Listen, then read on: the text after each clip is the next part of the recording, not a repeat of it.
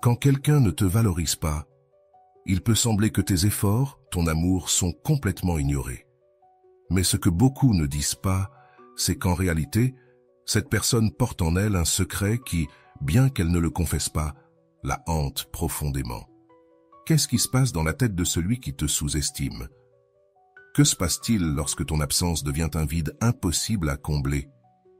Ces questions sont au cœur de ce que nous allons explorer dans cette vidéo, en révélant non seulement la psychologie derrière ces comportements, mais aussi les outils nécessaires pour récupérer ton pouvoir émotionnel et guérir. Attends-toi à ce que je vais partager avec toi change ta perspective. Nous allons explorer comment le regret, la culpabilité et l'idéalisation de ton absence peuvent marquer cette personne plus que tu ne l'imagines. Mais ce qui est le plus important, c'est que tu découvriras comment ce savoir peut t'aider à t'autonomiser, à rediriger ton énergie et à te concentrer sur la construction de la vie que tu mérites. Il ne s'agit pas seulement de comprendre celui qui ne te valorise pas, mais de te découvrir toi-même. Alors prépare-toi, car cela va transformer ta manière de te relier à toi-même et aux autres. Commençons à développer le sujet. Le secret qui obsède celui qui ne te valorise pas réside dans la combinaison d'émotions intenses que cette personne éprouve face à son incapacité à te reconnaître dans sa vie. La culpabilité, par exemple, émerge comme une réaction presque automatique lorsque la réalité de ton absence devient palpable. Rolando explique que la culpabilité est le premier pas vers le regret, mais aussi le plus difficile à admettre, car elle confronte la personne à ce qu'elle n'a pas su voir alors qu'il était juste devant elle.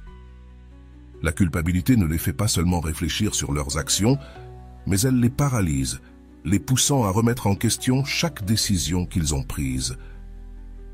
La nostalgie est une autre pièce clé de cette énigme. Chaque petit détail qui faisait auparavant partie de leur routine, ton rire, tes mots, tes gestes, devient un rappel constant de ce qui n'est plus là. Ce sentiment de perte ne disparaît pas avec le temps. Au contraire, il s'intensifie. Ka-Jun a décrit la nostalgie comme un pont entre le passé et le présent qui ne peut pas toujours être franchi, mais qui est toujours là. Pour celui qui ne te valorise pas, ce pont devient un chemin douloureux qu'il parcourt encore et encore dans son esprit. Un autre élément qui l'obsède est la comparaison. Une fois que tu n'es plus là, il commence à mesurer chaque nouvelle relation ou interaction par rapport à ce que vous partagiez. Le vide laissé par une relation authentique ne peut pas être comblé par des superficialités, et c'est dans ce vide que naissent les plus grandes obsessions. Cette comparaison ne fait pas seulement renforcer leurs regrets, mais elle les garde aussi dans un cycle émotionnel, où ils essaient de justifier ce qu'ils ont perdu, tout en affrontant la réalité qu'il n'y a pas de retour en arrière. Et c'est ici qu'entre la véritable leçon pour toi. Il ne s'agit pas de chercher à ce que quelqu'un d'autre valorise ce que tu as à offrir. Il s'agit de reconnaître toi-même ta valeur, indépendamment de ce que les autres perçoivent. Dans cette vidéo, tu apprendras à identifier les schémas qui perpétuent ces dynamiques et à les briser pour toujours. Mais fais attention, car ce que nous allons révéler ensuite ne t'aidera pas seulement à comprendre l'esprit de celui qui ne te valorise pas, mais aussi à récupérer ton pouvoir émotionnel et à commencer un nouveau chapitre dans ta vie. Si cette vidéo t'inspire, laisse dans les commentaires la phrase « Mon bien-être est toujours une priorité ». Le secret qui obsède celui qui ne te valorise pas réside dans des émotions profondes et souvent cachées, qui commencent à émerger lorsque tu n'es plus là. Bien qu'ils puissent paraître indifférents sur le moment, ces individus font face à une tempête intérieure de culpabilité, de regret, de nostalgie et de vide qui les pousse à reconsidérer ce qu'ils ont perdu. C'est un processus silencieux, mais dévastateur, qui, bien qu'il ne se manifeste pas toujours ouvertement, affecte leur quotidien. La culpabilité est l'une des premières émotions qui apparaissent. Ce sentiment d'avoir laissé filer quelque chose de précieux devient un poids constant. Il ne s'agit pas seulement de réfléchir à ce qu'ils ont mal fait, mais aussi de reconnaître les occasions qu'ils ont laissées passer pour te montrer combien tu comptais. Rolando explique que la culpabilité n'est pas seulement un rappel du passé, mais aussi une porte vers l'introspection que beaucoup ont peur d'ouvrir. Cette culpabilité, si elle n'est pas traitée, peut devenir un moteur qui les maintient piégés dans un cycle d'autocritique et de déni. La nostalgie, pour sa part, agit comme un écho du passé qui ne disparaît pas. Chaque petit détail partagé avec toi, une chanson, un lieu, une phrase, devient un déclencheur émotionnel qui les transporte vers les moments où tu étais encore là. K. June a décrit la nostalgie comme un reflet de l'âme, cherchant à se reconnecter avec ce qu'elle a perdu, mais sachant qu'elle ne pourra jamais le récupérer. Cette quête infructueuse ne fait pas que les remplir de tristesse, elle intensifie aussi leur obsession pour ce qu'ils ont laissé partir. Avant d'aller loin, je te serais reconnaissant si tu mets un « j'aime » à la vidéo. Cela m'aiderait à continuer de diffuser cette philosophie. Si tu n'es pas encore abonné, je te recommande de t'abonner et d'activer la cloche pour ne manquer aucune vidéo. Le regret est un autre adversaire crucial. Lorsque quelqu'un ne te valorise pas et qu'il fait face aux conséquences de son indifférence, le regret apparaît comme une réponse inévitable. Ce n'est pas seulement un sentiment de tristesse pour ce qui a été perdu, mais aussi une réalisation douloureuse que les choses auraient pu être différentes. Le regret est la confession silencieuse que le problème ne réside pas dans l'autre personne, mais dans l'incapacité de l'apprécier au bon moment. Ce regret ne disparaît pas facilement. Au contraire, il s'intensifie avec le temps. L'une des dynamiques les plus intéressantes qui surgissent dans ces situations est l'idéalisation rétrospective. Lorsque tu n'es plus là, celui qui ne t'a pas valorisé commence à se souvenir uniquement des aspects positifs de votre relation. Ce qui semblait autrefois ordinaire apparaît maintenant comme extraordinaire. Cela se produit parce que, comme le souligne Erich Fromm, l'amour immature ne comprend pas ce qu'il a jusqu'à ce qu'il le perde, tandis que l'amour mature valorise dès le départ. Cette idéalisation ne renforce pas seulement leurs regrets, elle les maintient également dans un cycle de nostalgie difficile à briser. Le vide émotionnel que tu laisses a également un impact considérable. Il ne s'agit pas seulement de manquer ta présence, mais d'affronter les conséquences de ne pas avoir quelqu'un qui remplisse un espace unique dans leur vie. Rolando le résume ainsi. Le vide laissé par une personne significative ne peut être comblé ni par des distractions, ni par de nouvelles relations superficielles. C'est un espace qui exige réflexion et autoconnaissance. Ce vide les confronte à leur propre solitude, les obligeant à se demander non seulement ce qu'ils ont perdu, mais aussi qui ils sont sans toi. La comparaison est une autre dynamique inévitable. Chaque nouvelle relation ou interaction devient une comparaison implicite avec toi. Cela ne fait pas seulement renforcer leurs regrets, cela les rend aussi plus conscients de ce qu'ils ont laissé partir. La comparaison n'est juste pour personne, mais elle est inévitable lorsque le vide laissé par quelqu'un est aussi profond. Cette comparaison, bien que souvent injuste, devient un rappel constant de ta valeur. L'auto-illusion joue également un rôle important dans ce processus. Au début, celui qui ne t'a pas valorisé essaie de justifier ses actions pour éviter la culpabilité. Ils disent des choses comme « ce n'était pas le bon moment » ou « nous ne fonctionnons simplement pas ». Mais avec le temps, ces excuses perdent de leur force et la vérité devient inéluctable. En d'autres termes, Rolando dit que l'auto-illusion est un refuge temporaire, mais la vérité trouve toujours son chemin. Ce face-à-face avec la réalité est douloureux, mais nécessaire pour leur développement personnel. À mesure qu'ils affrontent ces émotions, l'obsession de ce qu'ils ont perdu commence à se manifester de différentes manières. Ils peuvent te chercher sur les réseaux sociaux, parler de toi avec des amis en commun, ou même essayer de te contacter, tout cela dans un effort pour combler le vide qu'ils ressentent. Cependant, ces actions ne sont pas toujours sincères. Souvent, elles sont motivées par leur besoin de soulager leur propre culpabilité, plutôt que par un véritable désir de réconciliation. La leçon la plus importante qu'ils doivent apprendre est que les relations authentiques ne sont pas remplaçables. Chaque personne est unique et les connexions bâties avec amour et authenticité ne peuvent être reproduites. Cette reconnaissance, bien qu'elle arrive tardivement, est l'un des pas les plus importants dans leur processus de croissance personnelle. En d'autres termes, le véritable prix d'une relation ne se mesure pas à ce que tu as lorsque tu es dedans, mais à ce que tu ressens lorsqu'elle est terminée. Ton absence, alors, non seulement les affecte émotionnellement, mais aussi dans leur perception d'eux-mêmes. En affrontant les conséquences de ne pas t'avoir valorisé, ils commencent à remettre en question non seulement leurs actions, mais aussi qui ils sont en tant que personne. Ce processus d'introspection, bien que douloureux, est nécessaire pour qu'ils puissent apprendre de leurs erreurs et se développer émotionnellement. En fin de compte, le secret qui obsède celui qui ne te valorise pas n'est pas seulement la culpabilité ou le regret, mais la reconnaissance que ton absence a créé un vide qu'ils ne peuvent remplir. Ce vide n'est pas seulement un espace physique ou émotionnel, mais aussi une leçon qui les oblige à réévaluer leurs priorités, leurs décisions et leur capacité à établir des connexions significatives à l'avenir. L'obsession ressentie par celui qui ne t'a pas valorisé ne surgit pas de nulle part, mais résulte d'un profond choc émotionnel entre ce qu'il avait avec toi et ce qu'il affronte sans toi. C'est comme s'ils étaient confrontés à une version d'eux-mêmes qu'ils n'avaient pas envie de reconnaître, celle qui n'a pas su apprécier, qui s'est laissée aller dans la routine, qui a sous-estimé tes gestes et n'a pas compris la profondeur de ce que tu offrais. Ce face-à-face avec leur propre incapacité émotionnelle est dévastateur, car non seulement ils perdent quelqu'un, mais ils se retrouvent face à un vide interne qui s'est révélé avec ton départ. La culpabilité peut être diffuse et facile à ignorer, mais elle s'intensifie avec le temps. Cela commence comme une sensation d'inconfort, une pensée passagère qui dit « j'aurais pu faire plus ». Mais plus le temps passe, plus cela se transforme en une certitude accablante.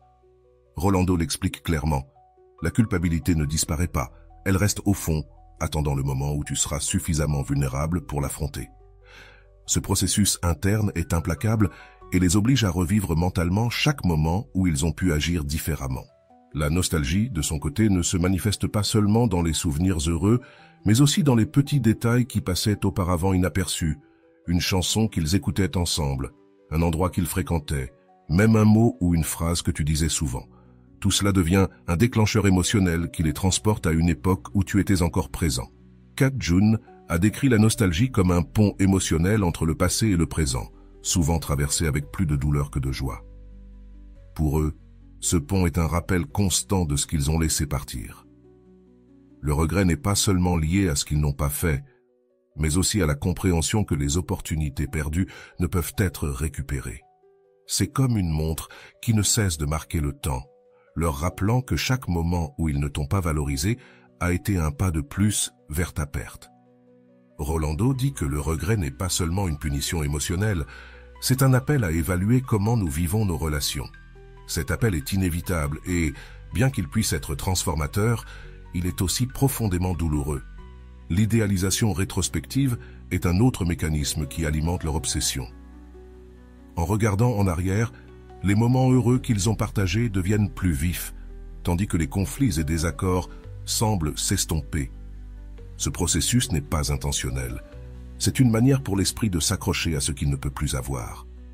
Mais cette idéalisation renforce aussi leur sensation de perte, car ce qu'ils idéalisent maintenant est quelque chose qu'ils savent qu'ils ne peuvent pas récupérer.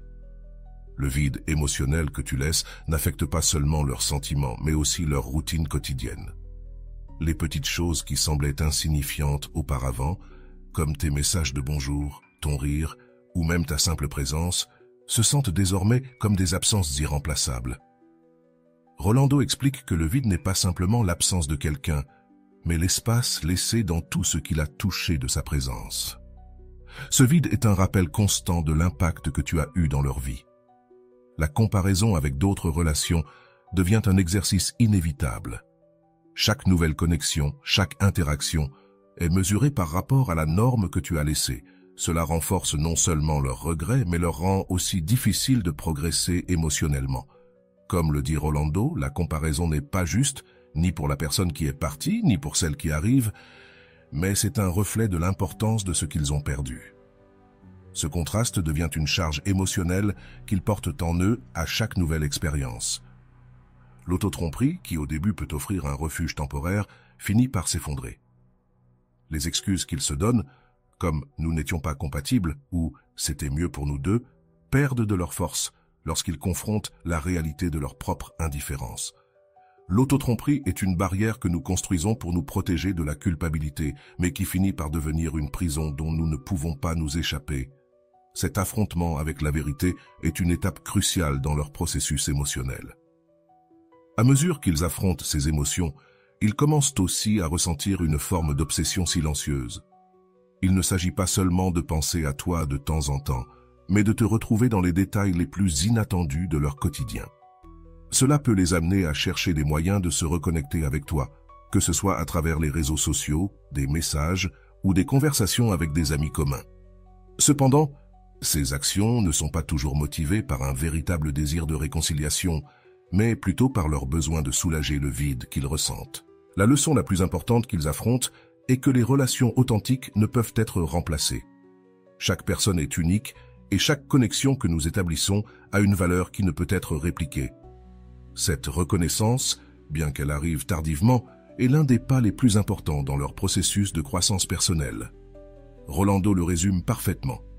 La véritable valeur d'une relation ne se mesure pas par ce que tu as quand tu es dedans, mais par ce que tu ressens quand elle n'est plus là.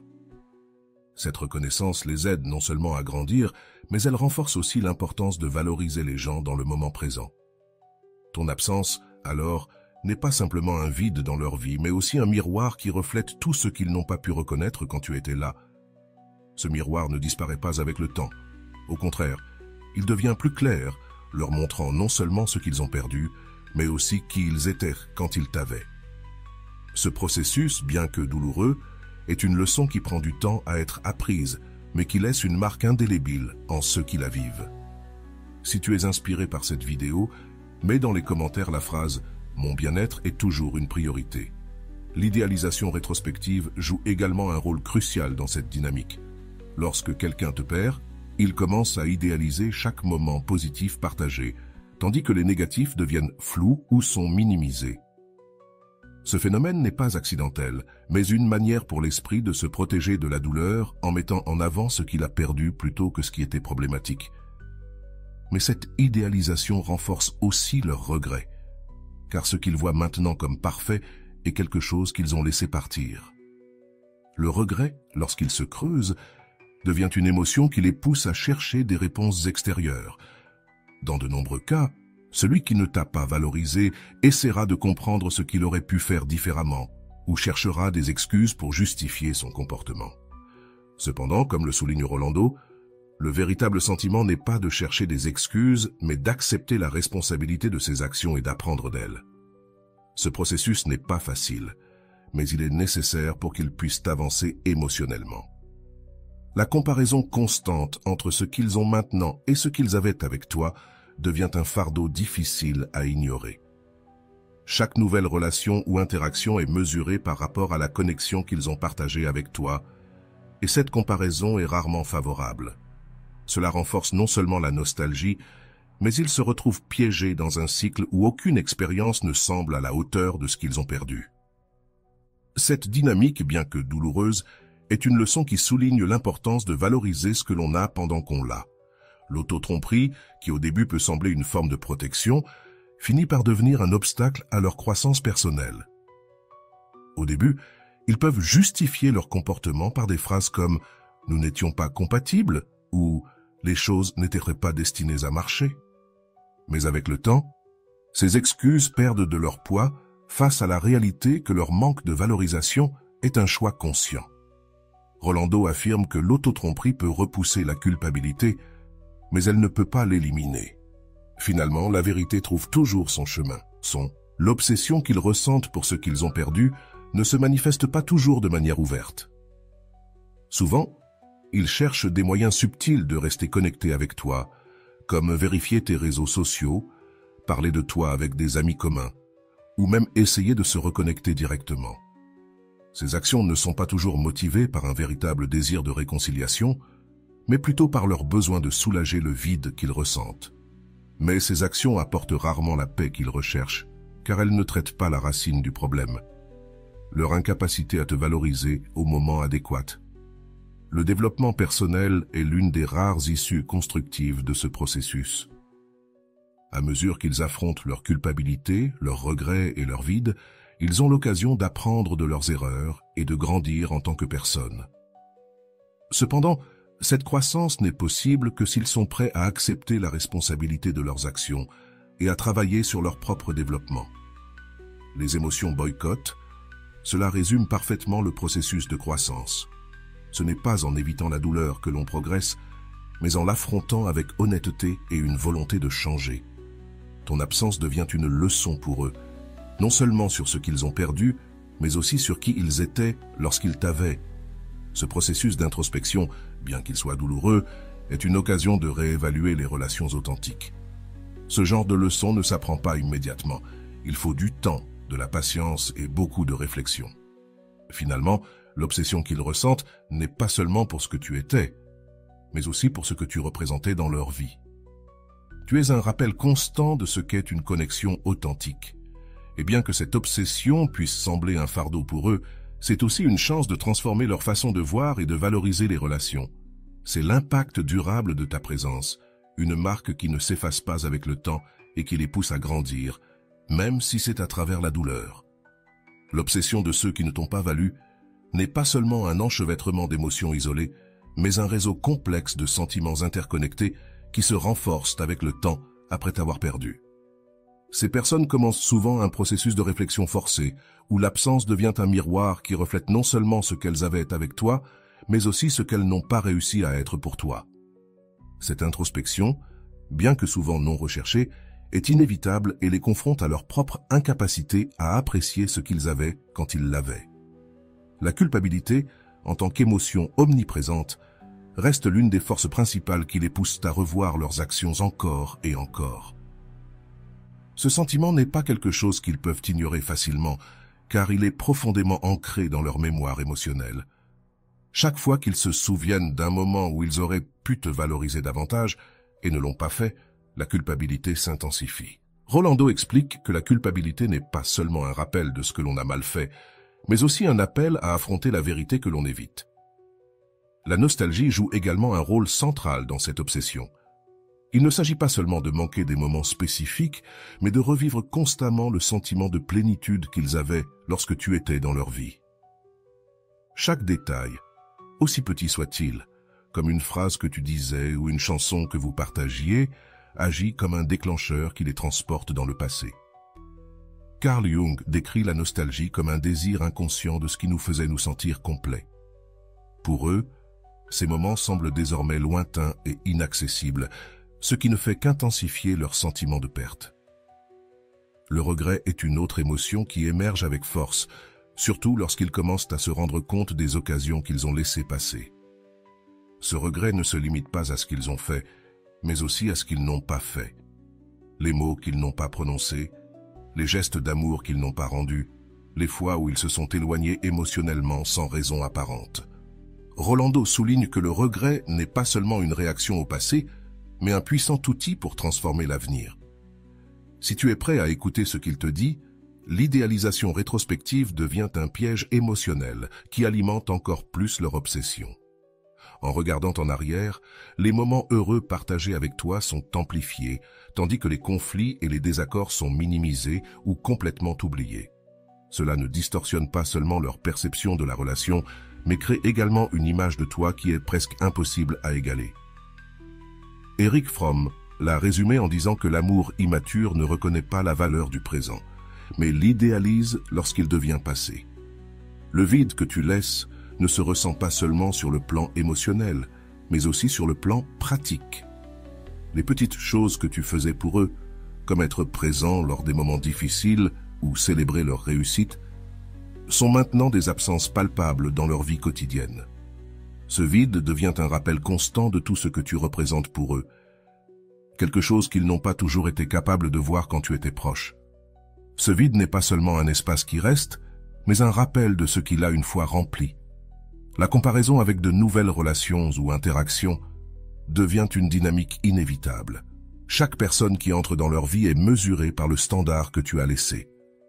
Cela ne renforce pas seulement leur sensation de perte, mais rend également plus difficile pour eux de s'ouvrir émotionnellement, car aucune relation ne semble à la hauteur de ce qu'ils ont partagé avec toi.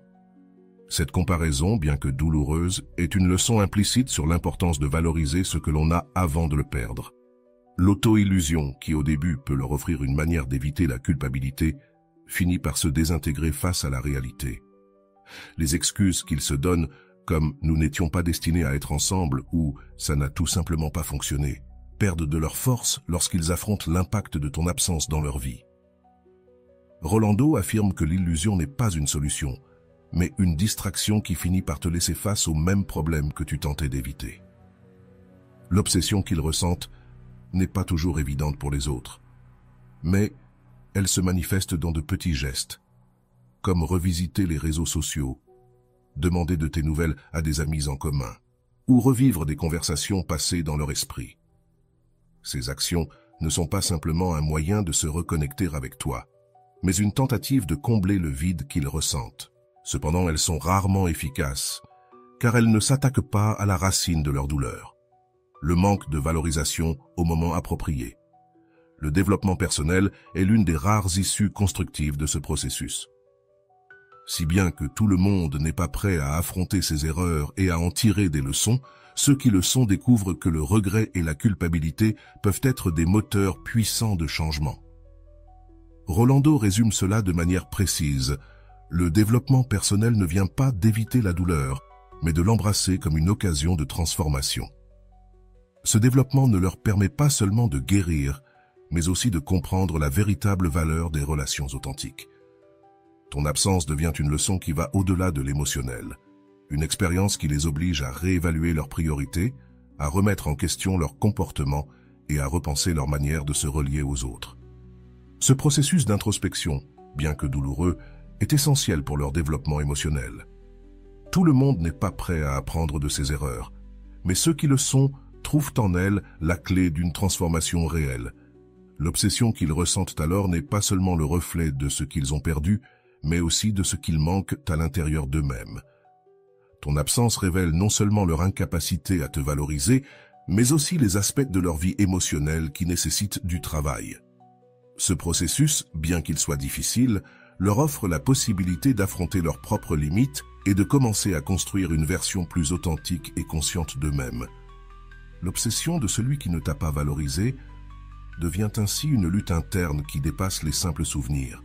C'est un affrontement constant avec la réalité de ce qu'ils ont laissé partir, et plus important encore, avec les raisons pour lesquelles ils n'ont pas su apprécier ce qu'ils avaient.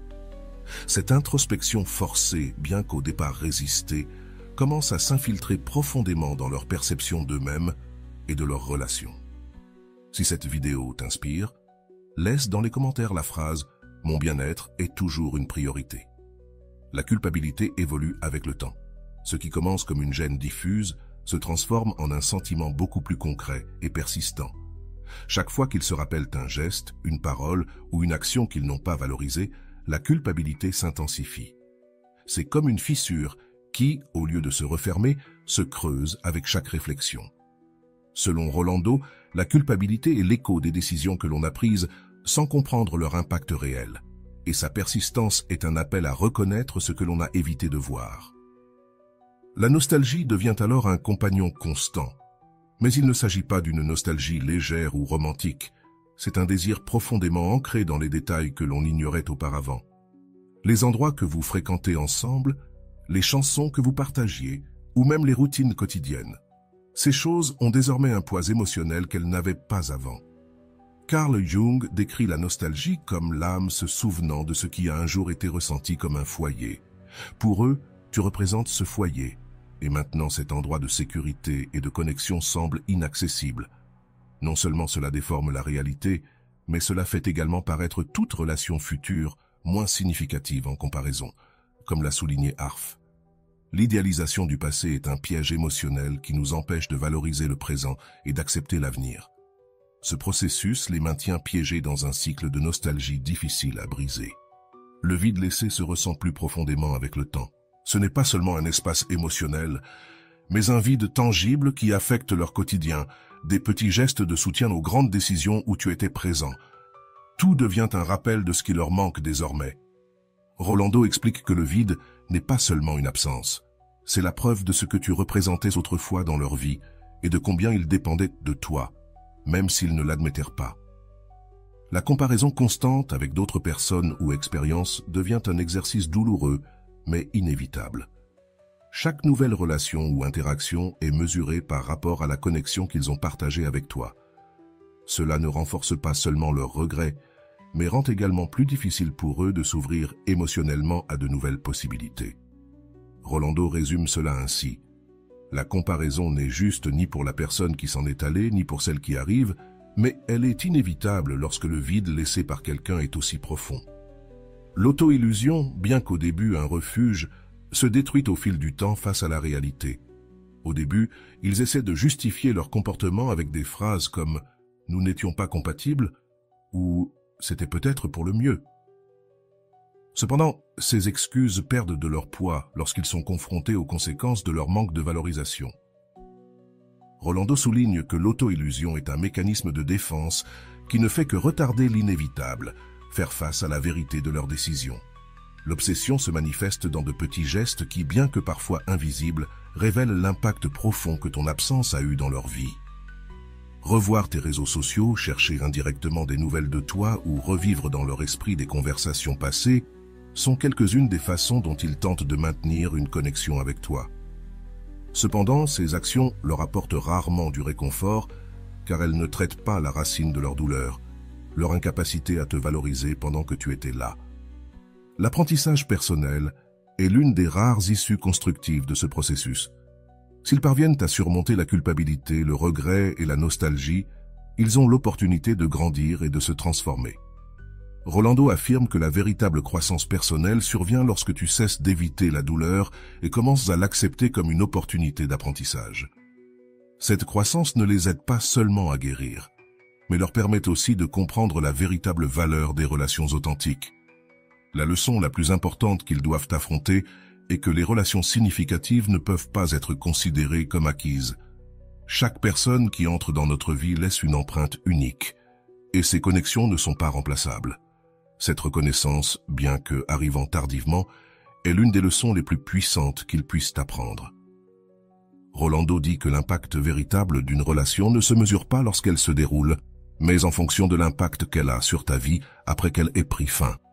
Ton absence n'est pas seulement un vide pour eux, mais un reflet de tout ce qu'ils n'ont pas su valoriser. Ce reflet ne disparaît pas avec le temps. Au contraire, il s'intensifie, les obligeant à faire face à leurs erreurs et à reconsidérer la manière dont ils se lient aux autres. Ce processus, bien que difficile, est essentiel pour leur développement émotionnel et personnel. L'obsession qu'ils ressentent pour toi n'est pas seulement un rappel de ce qu'ils ont perdu, mais aussi une occasion pour eux de faire face à leurs propres limites émotionnelles et de commencer à construire une version plus authentique d'eux-mêmes. Ce type de leçon n'est pas facile, mais il est profondément transformateur pour ceux qui sont prêts à l'apprendre. Si tu veux, je peux développer davantage ce sujet. L'obsession vécue par celui qui ne t'a pas valorisé n'est pas simplement un sentiment passager, mais un processus émotionnel complexe qui s'enracine dans leur quotidien. C'est un rappel constant de ce qu'ils ont eu et de ce qu'ils ont donné, mais surtout de ce qu'ils n'ont jamais su valoriser. Cette combinaison d'émotions, culpabilité, regret, nostalgie et vide, devient un cercle vicieux qui les pousse à réfléchir plus profondément sur leurs propres limites émotionnelles. Ce processus, bien que douloureux, est aussi une occasion de faire face à leur vérité et, dans certains cas, de commencer à guérir. La culpabilité, lorsqu'elle atteint son apogée, cesse d'être une simple gêne pour devenir un moteur de réflexion. Chaque geste qu'ils ont laissé passer inaperçu, chaque parole qu'ils ont ignorée ou chaque moment où ils ont choisi de privilégier d'autres choses au lieu de toi, pèse désormais comme une dette émotionnelle qu'ils ne peuvent rembourser. Rolando décrit la culpabilité comme une alarme émotionnelle qui t'oblige à regarder ce que tu as évité de reconnaître. Tu ne peux pas l'éteindre, mais tu peux apprendre à l'écouter. Ce processus d'écoute n'est pas immédiat, mais il est crucial pour leur évolution personnelle. La nostalgie, souvent idéalisée comme quelque chose de doux dans ce contexte, a une nuance bien plus douloureuse.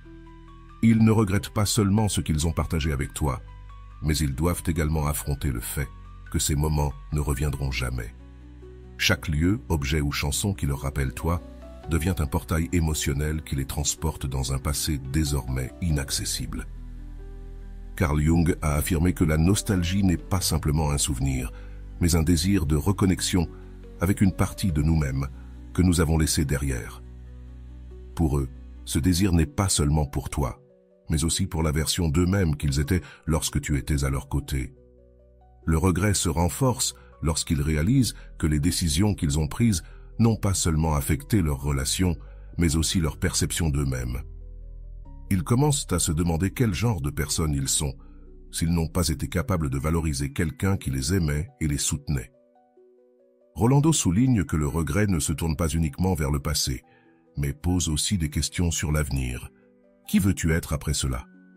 Que vas-tu apprendre de cette expérience?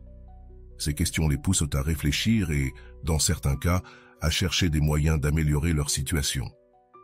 Le vide qu'ils ressentent ne se manifeste pas seulement dans leurs émotions, mais aussi dans leur routine quotidienne.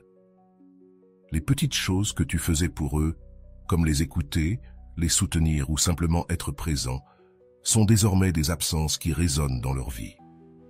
Ce vide n'est pas quelque chose qu'ils peuvent ignorer, car il affecte à la fois leur stabilité émotionnelle et leur capacité à profiter du présent. Rolando explique que le vide est le rappel le plus clair de ce qui a été perdu, mais aussi le signe le plus fort que quelque chose doit changer. Cette reconnaissance peut être douloureuse, mais elle constitue une étape nécessaire vers la croissance. La comparaison constante avec de nouvelles relations ou expériences devient une habitude involontaire qui renforce leur sentiment de perte. Chaque interaction qu'ils ont est mesurée par rapport à l'étalon que tu as laissé, et il est rare qu'ils trouvent quelque chose qui s'en rapproche. Cela intensifie non seulement leurs regrets, mais les maintient également piégés dans un cycle où aucune relation ne semble suffisante. Cette comparaison, bien que inévitable, peut aussi être le catalyseur qui les pousse à changer leur manière de se lier aux autres. L'auto-illusion, qui au départ agit comme un mécanisme de défense, s'use avec le temps. Les excuses qu'ils se sont données pour justifier leur comportement perdent leur poids face à la réalité de ton absence. Lorsqu'ils sont enfin confrontés à la vérité, l'impact émotionnel est beaucoup plus profond, car ils n'ont plus personne à blâmer, sauf eux-mêmes. Rolando le résume ainsi: l'auto-illusion peut retarder la vérité, mais elle ne peut jamais la remplacer. La vérité finit toujours par trouver son chemin.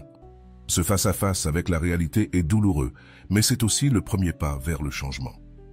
L'obsession de ce qu'ils ont perdu se manifeste également par leur désir de chercher des explications ou même des reconnexions. Ils peuvent essayer de savoir de toi à travers des amis, les réseaux sociaux ou de petits messages indirects. Ces actions ne sont pas toujours authentiques. Elles sont souvent motivées par leur besoin d'atténuer leur culpabilité ou de sentir qu'ils ont encore un certain contrôle sur la situation. Cependant, ces stratégies échouent rarement, car elles ne traitent pas le cœur de leurs problèmes, leur incapacité à te valoriser au moment opportun. Enfin, ton absence devient une leçon qu'ils ne peuvent ignorer. C'est un rappel constant que les relations authentiques ne sont pas remplaçables et que chaque connexion que nous construisons a une valeur unique.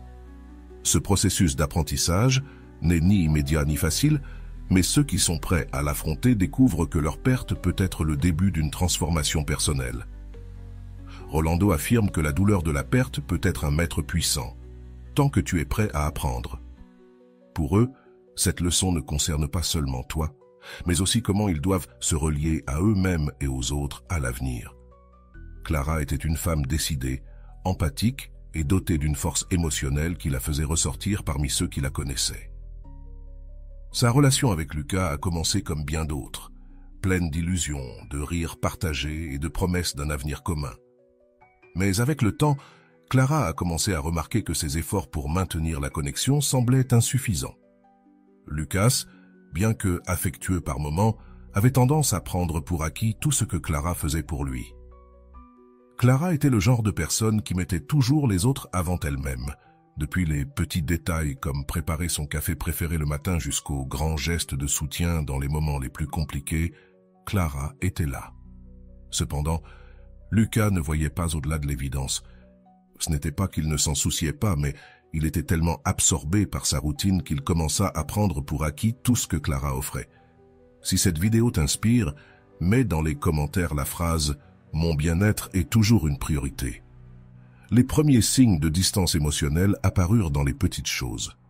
Lucas avait l'habitude d'oublier les dates importantes, comme l'anniversaire de leur relation, et quand Clara tentait de parler de ses sentiments, il semblait toujours avoir une excuse, le travail, le stress ou simplement être fatigué.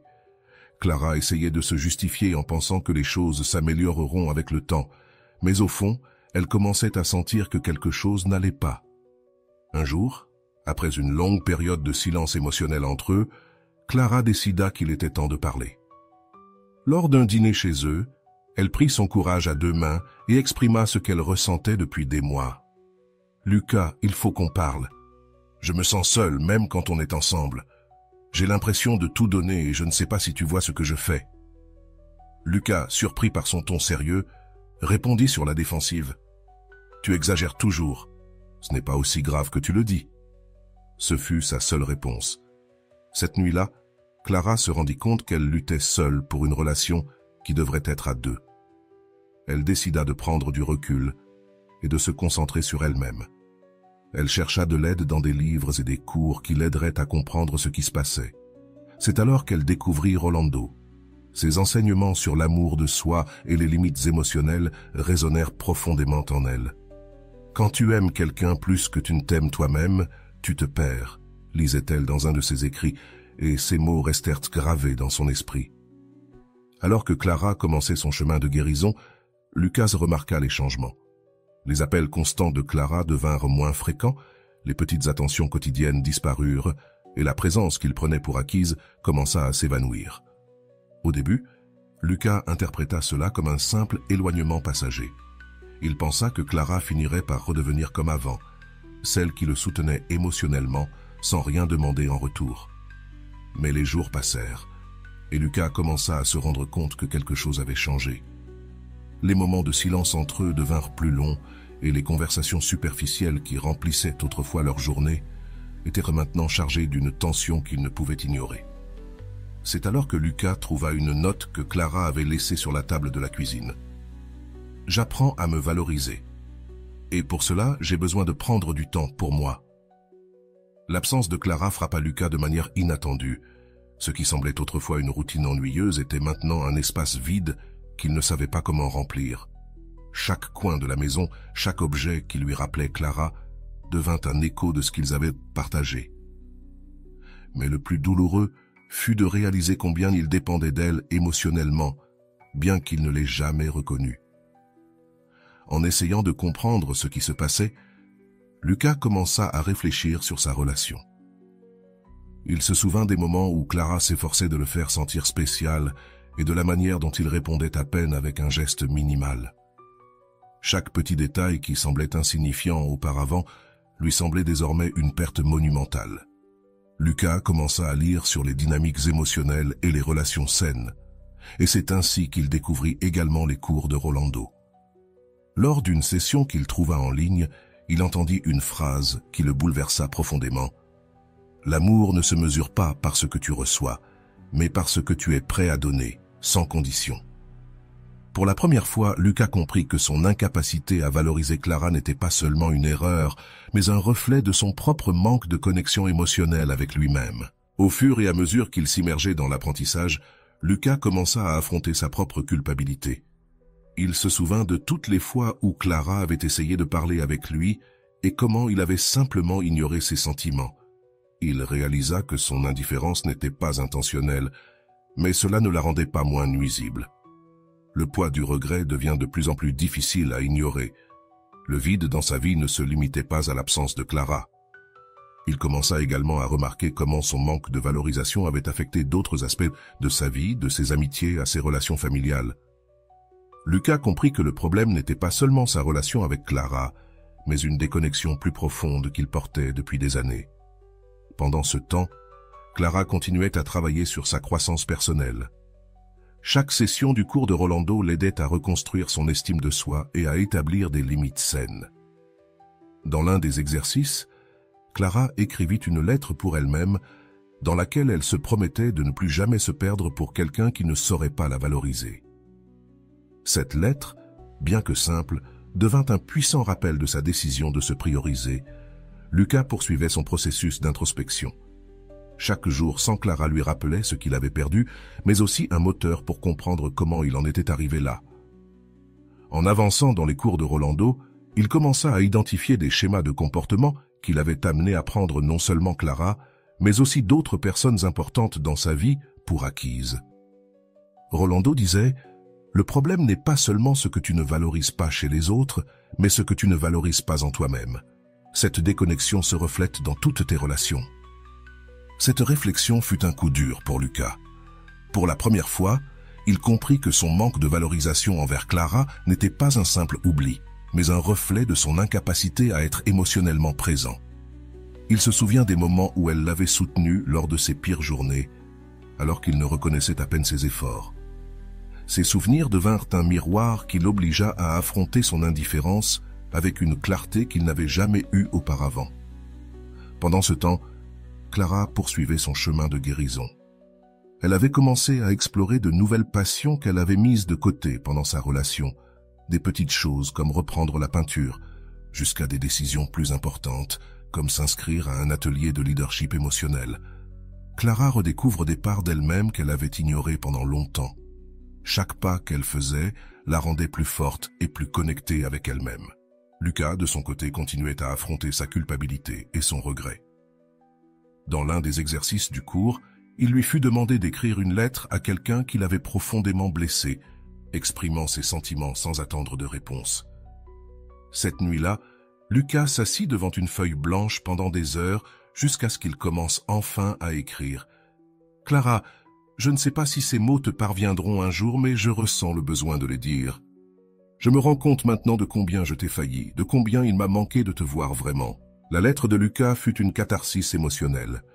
Pour la première fois, il réussit à mettre des mots sur tout ce qu'il avait ressenti depuis que Clara avait décidé de s'éloigner. Il reconnut son manque d'empathie, son indifférence et son incapacité à valoriser les petits moments significatifs qu'ils avaient partagés. Bien qu'il savait que cette lettre ne parviendrait probablement jamais à Clara, l'acte de l'écrire l'aida à se libérer d'une partie de la culpabilité qu'il portait. Pendant ce temps, Clara se trouvait dans un endroit complètement différent émotionnellement. Elle avait commencé à pratiquer la méditation et à s'entourer de personnes qui valorisent son authenticité. Chaque jour sans Lucas était un rappel de combien elle avait grandi et de tout le chemin parcouru. Dans l'une des leçons de Rolando, elle lut quelque chose qui résonna profondément en elle.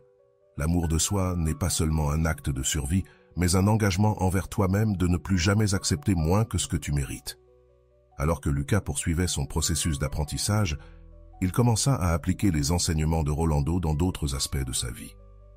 Il recommença à se reconnecter avec des amis qu'il avait négligés et à se rapprocher de sa famille. Bien que ces changements ne supprimèrent pas le vide qu'il ressentait à cause de l'absence de Clara, ils l'aidaient à construire une base émotionnelle plus solide pour l'avenir. Un jour, en révisant ses notes du cours, Lucas lut une phrase qui le laissa pensif pendant des heures. Le vrai changement ne se produit pas lorsque tu veux récupérer quelqu'un, mais lorsque tu choisis de devenir meilleur pour toi-même. À cet instant, Lucas comprit que son processus ne devait pas tourner autour de l'espoir que Clara revienne, mais de son désir sincère de devenir une personne plus consciente et émotionnellement disponible. Clara, de son côté, se trouvait également dans un moment de profonde réflexion. Bien qu'elle continuait à travailler sur son développement personnel, elle se demandait parfois comment allait Lucas et s'il faisait face, lui aussi, à l'impact de leur rupture. Cependant, chaque fois que ses pensées surgissaient, elle se rappelait que son chemin ne dépendait pas de lui, mais de son engagement envers son propre bonheur. Bien-être, tandis que les jours se transformaient en semaines, ils continuaient d'avancer sur leurs chemins respectifs. Lucas apprenait à établir des relations plus authentiques avec les autres et avec lui-même, tandis que Clara se concentrait sur la construction d'une vie remplie de buts et d'authenticité. Bien que leurs chemins soient désormais parallèles, tous deux avaient appris des leçons importantes qui les avaient transformés de manière qu'ils n'avaient jamais imaginée. Au fil des mois, Clara et Lucas ont suivi des trajectoires qui, bien que parallèles au début, ont commencé à diverger en termes de direction et de but. Clara était de plus en plus engagée dans son processus de développement personnel. Elle avait trouvé une nouvelle version d'elle-même, une version qui ne dépendait pas de la validation extérieure et qui savait établir des limites claires à chaque session du cours de Rolando. Clara découvrait de nouveaux outils pour renforcer son amour-propre. Une phrase en particulier est restée gravée dans son esprit. « L'amour que tu te donnes à toi-même est le standard que tu établis pour les autres. » D'autre part, Lucas continuait de faire face à son propre chemin d'introspection. Bien qu'il ait fait des progrès, il luttait encore avec la culpabilité et le regret. La lettre qu'il avait écrite à Clara était devenue un rappel tangible de ce qu'il travaillait à surmonter. il décida de ne pas l'envoyer. Non parce qu'il ne voulait pas communiquer avec elle, mais parce qu'il comprit que ce processus devait être pour lui, pas pour rechercher une réconciliation. Un jour, Lucas décida de contacter Clara, non pas dans l'intention de la récupérer, mais pour la remercier. « Je voulais juste te dire merci », écrivit-il dans un message bref mais chargé de signification.